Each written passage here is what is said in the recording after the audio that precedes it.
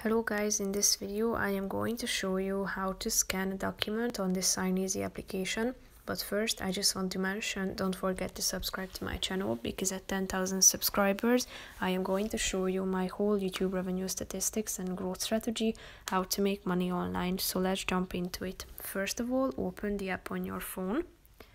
After that, tap on the home button down below, which is the first option. Then scroll down till you find the upload documents button. Click on it. Tap on document scan.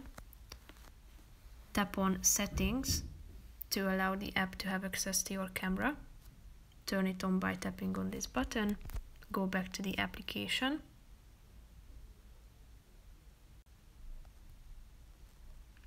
Repeat the steps. So tap on document scan, position the document in view, and after that click on the white button down below.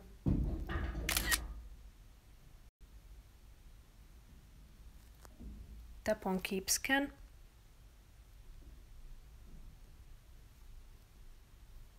Tap on save.